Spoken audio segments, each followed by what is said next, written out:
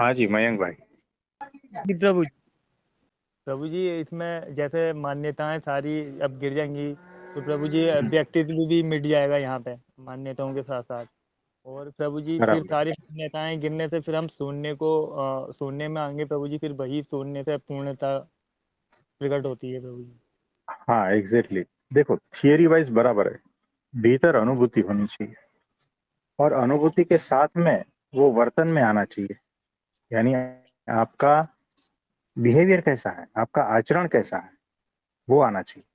यहाँ पे तो प्रभु जी जैसे आप बोलते हैं प्रभु जी के समझ आया, तो प्रभु जी उसको भी हम समझ से ही समझ रहे हैं, और फिर उस समझ से भी पार जाना है प्रभु जी। हाँ देखो, अहंकार को सब कुछ समझ में आ जाता है। मैं आपको कहूं कि मुझे समझ में आता है कि दारू नहीं पीनी है, ठीक है ना, समझ में तो आ गया ना। जी प्रभु जी। लेकिन फिर टाइम होता है तो मैं बैठ जाता हूँ पीने के लिए। मुझे समझ में आ गया मुझे गुस्सा नहीं करना है, ठीक है, क्योंकि जी प्रभु गुस्सा जी। करना अच्छी बात नहीं है। गुस्से से सामने वाले को भी पीड़ा होती है, मुझे भी पीड़ा होती है, और बार बार मैंने देख लिया है कि गुस्सा करना व्यर्थ है। समझ गया मैं। लेकिन गुस्सा आ जाता है, अब क्या करें। तो समझना सिर्फ बाहर के अहंकार को समझा है और कुछ किसी को कुछ नहीं समझा है। अहंकार यही कहता है मुझे सब समझ में आता है। मेरे पास लोग आते हैं, सब कुछ उसको समझ में आता है, फिर भी परेशान है। जब समझ में आ ही गया है तो परेशान क्यों। लेकिन जिसको समझ में आ रहा है ना, वो ऊपर ऊपर का समझ में आ रहा है।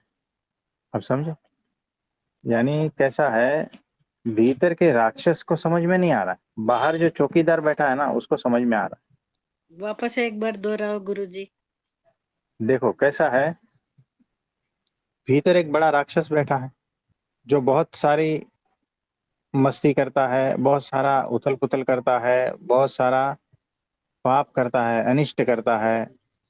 राक्षस है, सारे गुण सर्वगुण संपन्न राक्षस है। यानी कि उसमें रावण से भी बड़ा बड़ा राक्षस है भीतर। और उसने बाहर एक चौकीदार को बिठा के रख दिया है। और जब आप ज्ञान देने जाते हो ना, तो राक्षस तो भीतर है। ज्ञान कौन समझता है पता है, वो बाहर जो चौकीदार बैठा है ना, दुबला पतला सा एकदम, जिसको फूंक मारते हैं तो उड़ जाता है वैसा। तो उसको आप समझा देते हो तो वो चौकीदार कहता है हाँ समझ गया, मैं समझ गया। लेकिन भीतर वाला नहीं समझता है। भीतर राक्षस बेहोश है। बेहोश यानी भयंकर है। ये आपकी वासनाएं हैं, कामनाएं हैं, ये सारा कुछ भीतर बैठा हुआ है। इसको कुछ भी नहीं समझ में आता है। आपकी वृत्तियां है, आपकी वासनाएं हैं, ये सब कुछ इसको कुछ भी समझ में नहीं आता। जिसको समझ में आता है वो छोटा सा बाहर बैठा हुआ चौकीदार है। चौकीदार समझ लेता है कि हाँ भाई समझ गया, मैं समझ गया समझ गया। फिर जैसे ही बाहर आइसक्रीम दिखी तो भीतर से वो राक्षस जो है उसको चाहिए। जैसे ही बाहर गोल्ड दिखा तो भीतर का राक्षस झपट पड़ेगा। जैसे ही किसी ने गाली दी तो चौकीदार साइड में हट जाएगा, भीतर से डिशुम डिशुम, है ना, वो चौकीदार की कोई वैल्यू नहीं है। वैसे ही आपको जो समझ में आ रहा है ना उसकी कोई वैल्यू नहीं है। ये अहंकार का एक छोटा सा पार्ट है जिसको समझ में आ रहा है। बाकी 99% किसी को भी समझ में नहीं आ रहा है।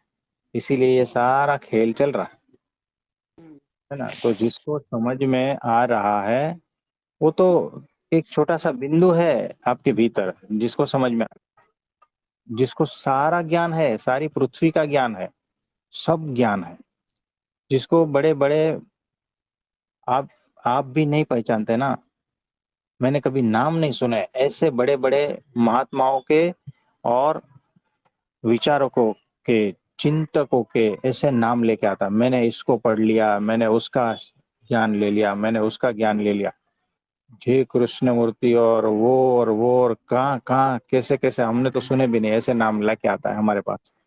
तो क्यों आते हो, बस एक क्रोध जो है ना वो छूटता नहीं है। तो इतना ज्ञान किसको समझ में आया। चौकीदार। आप 5 मिनट बात करोगे ना तो आपको तो बोलने ही नहीं देंगे, वो आधा घंटा बोलेंगे, इतना बड़ा ज्ञान। हम्म। ऐसा ऐसा होता है, हमारे पास आते हैं, आचरण में कुछ नहीं होता है, समझ सब है। यानी वो दारू नहीं पीने का समझ गया, मैं नहीं पीने का, लेकिन शाम होता है मैं पी लेता हूँ, ये ऐसी बात है। तो जिसको समझ में आ गया वो तुच्छ चीज है जो आपके भीतर, उसको ही समझ में आया, और उसकी कोई वैल्यू नहीं है आपके जीवन में, उसको ही समझ में आया। अब बताओ, है ना? तो ये सारा खेल हमारे भीतर चल रहा है। तो हम जो हाँ बोले हैं वो समझ में आ गया ना? हाँ प्रभु जी, ये यहाँ से क्लियर हो गया। देखो, अगर समझ में इतनी आसानी से आता ना, तो हर व्यक्ति यहाँ समझदार होता। बताओ, तो जिसको समझ में आ रहा है ना, उसकी तो कोई वैल्यू ही नहीं है। यानी कैसा है, पूरा घर है, 10 सदस्य है, उसमें से एक जो है बहुत बुजुर्ग है, जो 80 साल का है, और जिसको खड़े होने के भी वांदे हैं, है ना? और पूरा घर उसकी कोई सुनता नहीं है। 80 साल के बुजुर्ग है, तो घर में सदस्य कैसे होंगे, और यंगस्टर्स कैसे होंगे? वो तो किसी की सुनते हैं क्या? तो आप जो है ना, घर में वो बड़े हैं इसीलिए आप उसको समझाते हो। वो बुजुर्ग को सब समझ में आ जाता है, बातें सब समझ में आ जाता है ना? लेकिन बोलो क्या होता है, उनको आप कौन जो भी सुनता है? समझाते, देखो किधर झगड़ा हो जाता है, आप जाके बुजुर्ग को समझा देते, वो फैमिली जो है पूरा कहीं ना कहीं उटपटांग बातें करके आता है, झगड़ा करके आता है, बहुत सारा कुछ ये करता है, और आप जाके उस बुजुर्ग को समझा देते हो। यानी आपको ऐसा लगता है कि आपने पूरे घर को समझा दिया। जिसकी समझ में आता है वो बुजुर्ग है, लेकिन उसकी कोई चलती नहीं है। फिर से कोई गाली देता है, पूरा घर आके है ना गाली गलौज करता है, मारपीट करता है, सब कुछ करता है। फिर जाके आप जो है ना उस बुजुर्ग को समझा देते हैं, बुजुर्ग बुजुर्ग को सब समझ में आ जाता है। हाँ, मैं सब समझ गया, सब समझ गया। फिर से वही लड़ाई झगड़े, ये सब कुछ। यानी ये क्या हो रहा है, यानी वो जो घर है वो आप हो, वो जो बुजुर्ग है वो आपका दिमाग है, मतलब आपका बुद्धि है। बुद्धि को तो सब समझ में आ जाए, लेकिन जिसको समझ में नहीं आ रहा, बाकी के 9 सदस्य, वो आपकी वृत्तियां है, काम क्रोध लोभ मोह ईर्ष्या मान कपट, इसको कुछ भी समझ में नहीं आ रहा है। और सारा बिहेवियर, सारा आचरण तो यही करते हैं।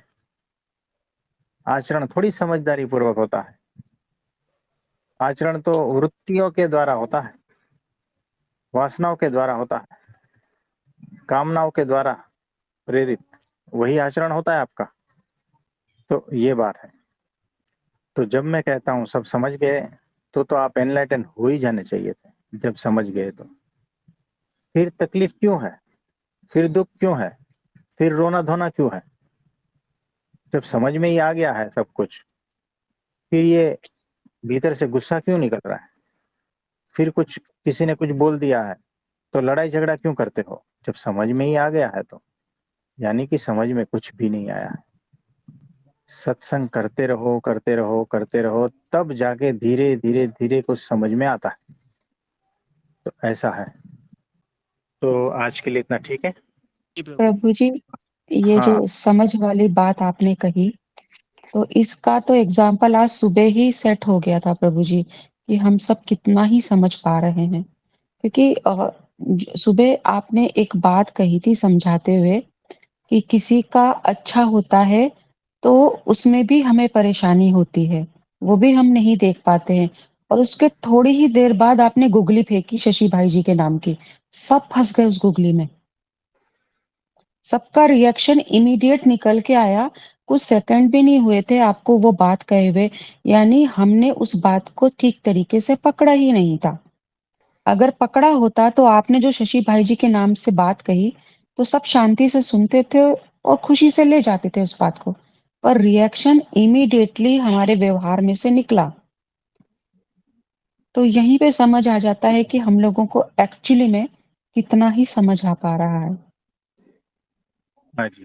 तो ऐसा ही है। तो सभी होश पूर्वक समझदार बनना है, उस बुजुर्ग को यंग करना है, उसके हाथ में कोई पावर नहीं है, उसको पावर देनी है ना। तो ये हमारा काम है। तो भीतर से आप सभी समझदार हो और स्ट्रांग हो, ऐसा भगवान से प्रार्थना करते हैं, और सबको बहुत बहुत आशीर्वाद है। तो प्रणाम ठीक है, प्रणाम प्रणाम प्रणाम, गुरुजी, नमस्ते प्रणाम गुरुजी। हाँ नमस्ते नमस्ते।